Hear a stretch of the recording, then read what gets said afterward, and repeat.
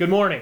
I'm Michael Carnuccio, President of the Oklahoma Council of Public Affairs. This week, we're talking about the FY 2012 budget with Jonathan Small, Fiscal Policy Director here at OCPA. Jonathan, let's get right to it. How would you characterize the budget approved by lawmakers? I think overall it's a big improvement over prior years. I think you saw them try to prioritize spending better and live within their means. I think it also missed some opportunities, but they'll have some opportunities to improve that in future years. Let's start with the positives. You mentioned better prioritization of funding and certain. Go into a little more detail on that. Where were the positives in this budget? I think a big thing that we saw is that they didn't tie the budget to unrelated measures as kind of a bait or carrot for members to vote for the budget or be opposed to it. So I think that's a good thing. I think we also saw them try to focus funding on core functions. That's why there were cuts as low as 0.5% all the way up to 9%. So that was a good thing.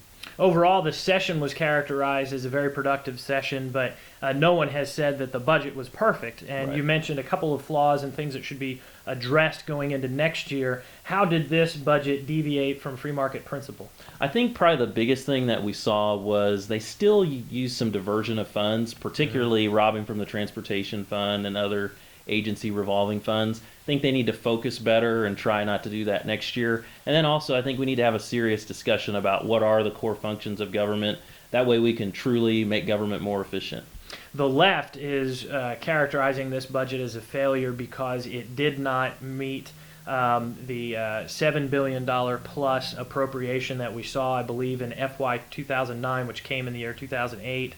What do you say when you hear that, when you hear the left saying that we still need to spend quite a bit more in state government? Well, I think we need to remember fiscal year 2009, as you said, summer 2008. That's a record year. Oil revenues are at $140 a barrel. Natural gas is high.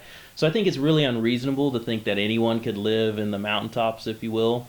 I think the thing to remember is that this budget, when adjusted for inflation, is actually $500 million more than what was spent in the last recessionary period. Fascinating. We've been talking the FY 2012 budget with Jonathan Small, Fiscal Policy Director here at OCPA. On behalf of the trustees and the staff at OCPA, let me say thank you to you for your continued support of the work that we do. You can find this interview and many more at ocpathink.org, and we look forward to seeing you again next week. Have a wonderful weekend.